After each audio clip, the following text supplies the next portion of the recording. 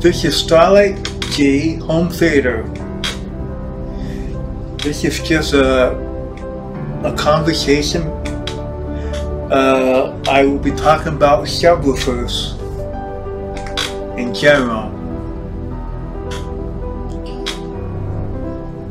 And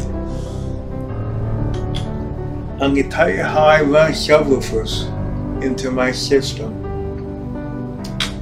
I don't care if it's home theater or just adding a subwoofer to channel listening, you know, like music. And I try not to use a lot of gain on the subwoofer path. Like say if I'm taking the signal from an AVR, this mixer here that I'm tapping on, I run it through a separate channel, but I don't have it going through the main output, the main output of the mixer. I take an auxiliary while running through the channel, then I run it through an auxiliary, and then I take the auxiliary output, go into a graphic EQ, like a 31 band, and then the EQ has a subwoofer crossover output, and that also has a level control. So I got 4 level controls for the subwoofer gain to pass through, so I don't run into distortion. And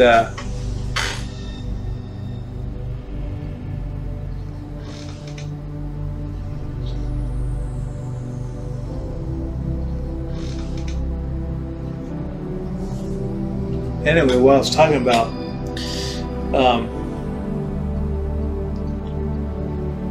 I don't run excessive signal, you know, too much signal to the subwoofer.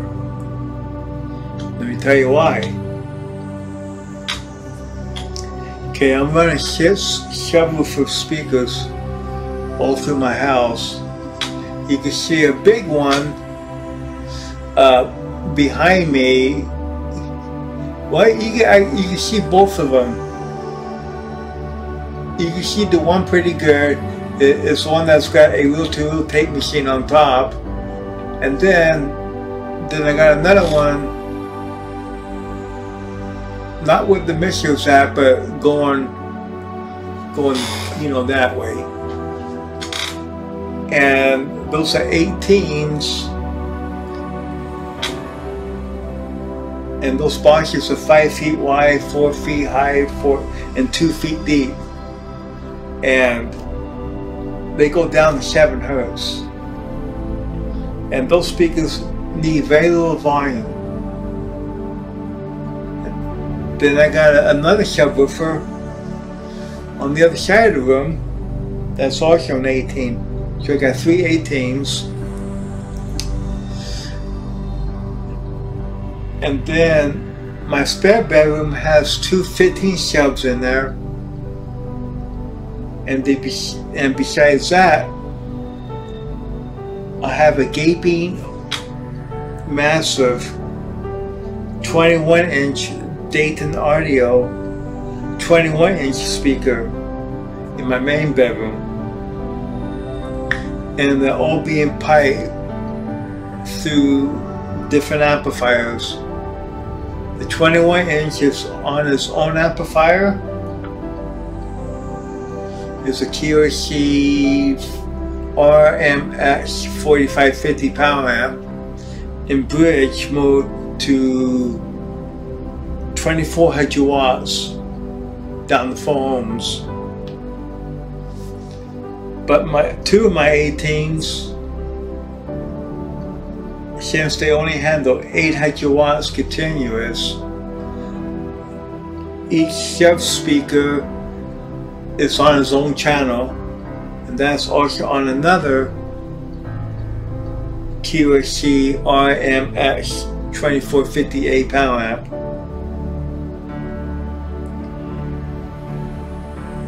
Then I have a low max subwoofer speaker that's being powered by a QSC RMX 850, but in bridge mode.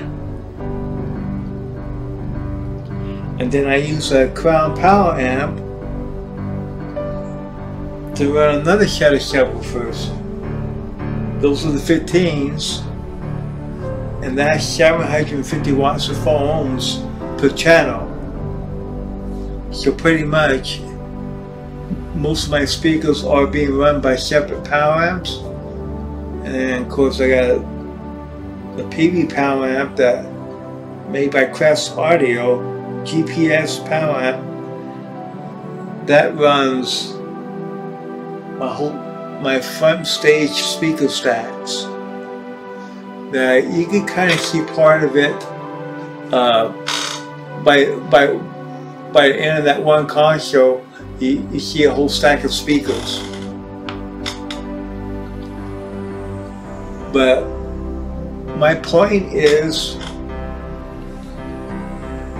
there's two factors involved. When you run a lot of power, you want separate power amps per speaker, and you want to have speaker wire at least 12 gauge or thicker, because 3 of the subwoofers I'm doing long hauls of wire, like 120 feet through the house, so I'm using 12 gauge speaker wire with 40 amp Speakon connectors. And for the 21-inch speaker, I'm using 12 gauge wire, but inside the cabinet, I'm running 10 gauge wire inside the speaker cabinet. That little ding you heard, that was my cell phone. And I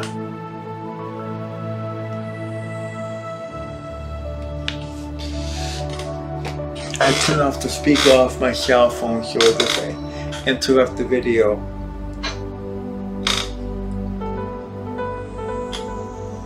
But anytime you run high power, you have to be cautious. You know, make sure you don't got. I don't like to run the subwoofers really hard because it can cause damage if you're watching a movie. Like there's a Star Wars film I have, and it's got some extremely low end on it. It's got this thing where it looks like an old jet plane, but it comes from outer space going to a planet, and it lands, and you gotta have lots of power, but you also gotta be careful that your signal going to the power amp, and even your LED indicators, you don't want them to hit red, because that could run into distortion. So anytime you run a very dynamic a DVD movie or a Blu-ray movie, you gotta make sure you have complete control over your signal path. And I'm running the signal like 4 times, so I have complete control. Because I know in some movies or some discs, the bass might be weak, or on some other movies, the bass could be heck of strong.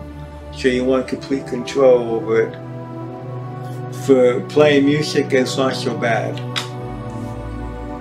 And the way I got my system hooked up is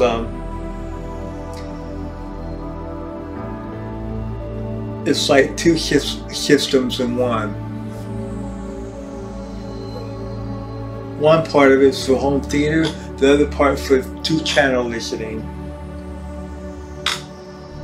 Even though I got an AVR in the front room, that's only for my home theater portion. But my main speakers are hooked up to the same mixer. I'm running the front stage and the subwoofer to this console that I'm tapping on. But the only thing that's coming out of the mains is the main left and right. The subwoofer's coming out of auxiliary, so the subwoofer signals, it's not coming out of the main left and right. That's how I got it split.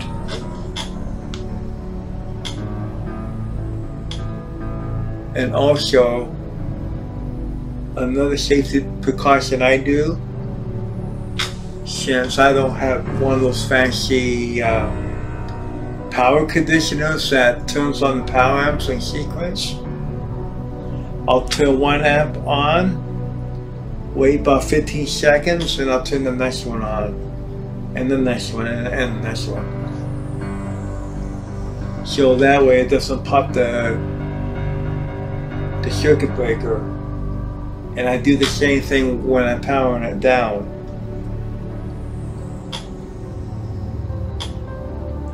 And of course, all my speakers in my home theater and the main stereo, they're really efficient. They take very little power.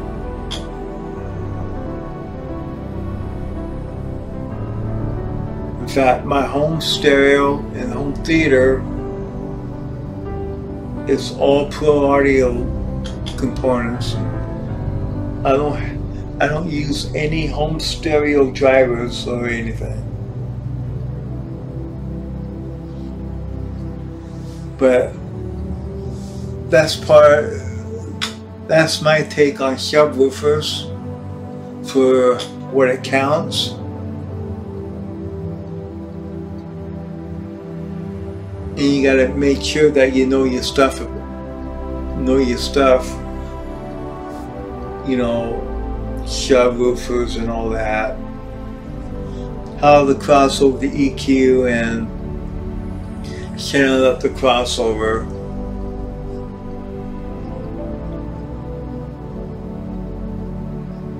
You know, since